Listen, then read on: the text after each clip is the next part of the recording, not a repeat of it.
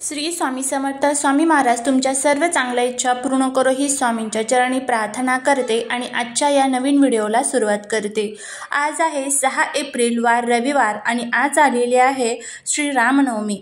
आज आपल्याला आपल्या घरामध्ये काही उपाय आणि काही सेवा करायची। श्री रामनवमी जी आहे तर ती चैत्र महिन्याच्या 9व्या दिवशी म्हणजेच नवमीला साजरी केली जाते। त्याचबरोबर आज दुर्गा देवीच्या सिद्धिदात्री रूपाची देखील पूजा केली जाते। रावणाच्या जाचाचा खात्मा करण्यासाठी याच दिवशी भगवान विष्णूंनी जो 7वा अवतार घेतला होता तो म्हणजेच प्रभू श्री रामचंद्रांचा, आणि त्यानंतर त्यांनी धर्माची स्थापना देखील केली।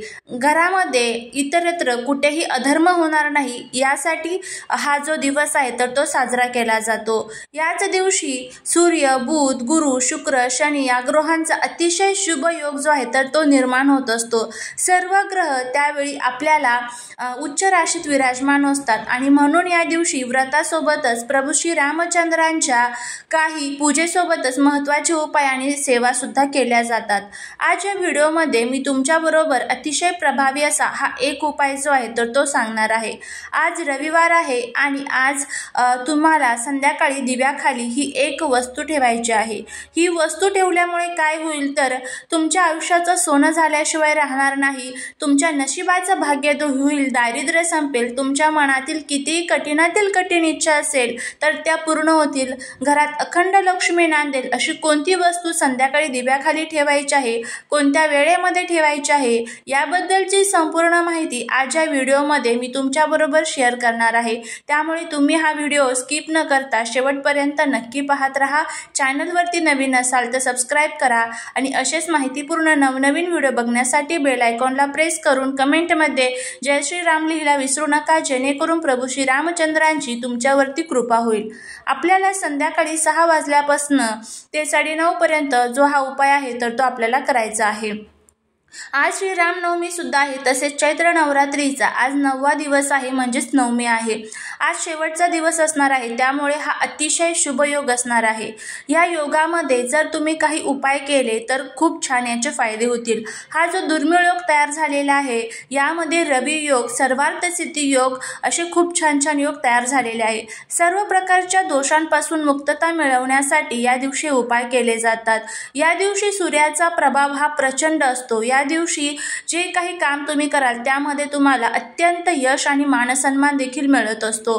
त्याचबरोबर ज्योतिषशास्त्रामध्ये सांगितले आहे की आपण ज्या वेळेस या उपाय करतो, सेवा करतो त्यावेळेस आपला संपूर्ण विश्वास त्यावरती असणं खूप महत्त्वाचं आहे। त्यामुळेच आज आपल्याला हे जे उपाय आहे तर ते करायचे आहे।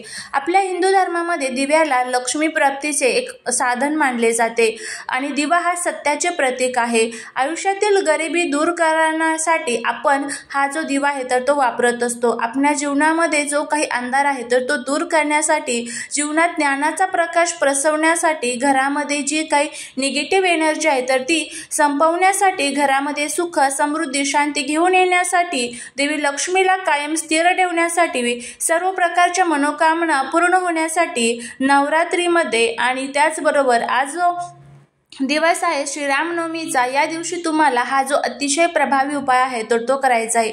या उपायाने जर तुमच्या घरामध्ये सतत पैशांच्या आर्थिक अडचणी येत असेल, तुमच्याकडे पैसा टिकत नसेल, इतर कोणत्याही तुम्हाला अडचण येत असेल, कष्ट मेहनत करूनही तुमच्या कष्टाला, मेहनतीला नशिबाची साथ मिळत नसेल, घरामध्ये सुख समृद्धी ही टिकत नसेल, त्याचबरोबर घरामध्ये सतत क्लेश, भांडण, वादविवाद होत असेल, घरामध्ये शुभ कार्य हे निर्विघ्नपणे पार पडत नसेल, सतत घरामध्ये अडचणी अडथळे हे येत असतील, कुटुंबाची, मुलांची प्रगती ही होत नसेल, जीवनामध्ये सतत संकटांचा सामना करावा लागत असेल, मनामध्ये खूप इच्छा आहेत, धनप्राप्ती, लक्ष्मी प्राप्ती, कर्जमुक्ती या संबंधित ज्या काही इच्छा आहेत तर त्या पूर्ण होत नसतील तर आज तुम्हाला हा जो उपाय आहे तर तो करायचा आहे। अगदी साधा सोपा जर तुम्ही हा उपाय केला तर जीवनातील सर्व दुःख, दारिद्र्य, दोष, अडचणी संपून जातील आणि आपल्या घरामध्ये आपल्या नशिबाचा भाग्योदय होईल, आपल्याला सोन्याचे दिवस सुरू होतील, दारिद्र्य संपून जाईल। असा हा प्रभावी उपाय आपल्याला करायचा आहे। हा उपाय कसा करायचा, कोणत्या वेळेमध्ये करायचा याबद्दलची सविस्तर माहिती आजच्या व्हिडिओमध्ये मी तुमच्याबरोबर शेअर करणार आहे। त्यामुळे व्हिडिओ हा स्किप न करता शेवटपर्यंत पाहत राहा। चॅनलवरती नवीन असाल तर सबस्क्राइब करून कमेंटमध्ये जय श्रीराम लिहायला अजिबात विसरू नका। तर संध्याकाळी तुम्हाला काय करायचं आहे, 5 ते 9:30च्या दरम्यान तुम्ही हा उपाय करायचा आहे।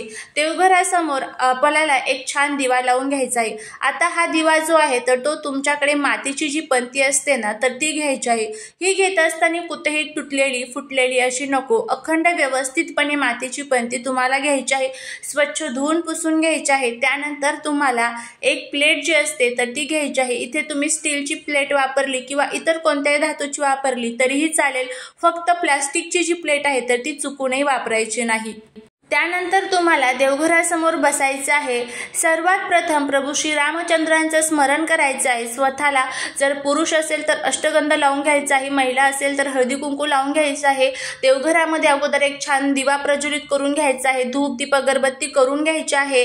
त्याचबरोबर तुळशीजवळ एक दिवा लावून घ्यायचा आहे। आपल्या उंबरठ्यावरती आपल्याला एक छान दिवा लावून घ्यायचा आहे आणि अशा एखाद्या मंगलमय वातावरणामध्ये ज्यावेळेस आपण हा उपाय करू त्यावेळेस त्याचे हे जे फायदे आहेत तर ते नक्कीच आपल्याला होतील।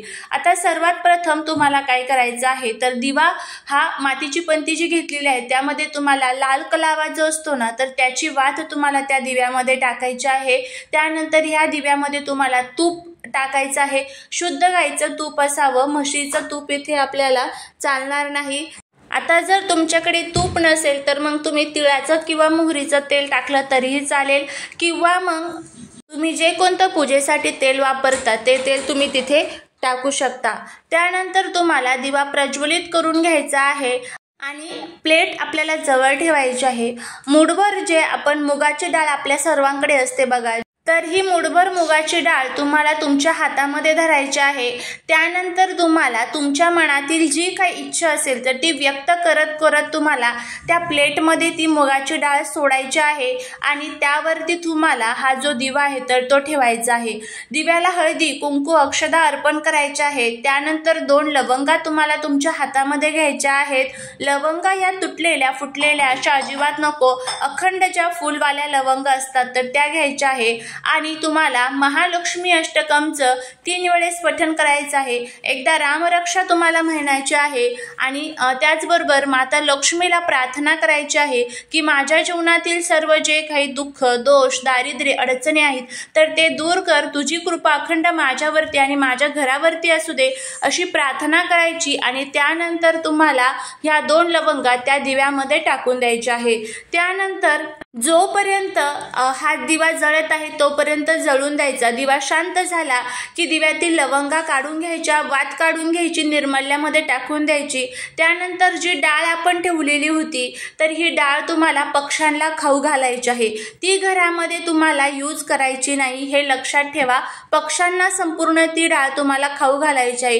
तुम्ही रोज जरी थोडी थोडी टाकली तरीही चालेल आणि ती पक्ष्यांना खाऊ घालत असताना जी तुम्ही इच्छा तिथे व्यक्त केलेली होती ती माझी इच्छा पूर्ण झालेली आहे अशा पद्धतीचा भाव तुम्हाला तुमच्या मनामध्ये ठेवून ही डाळ पक्ष्यांना खाऊ घालायची आहे।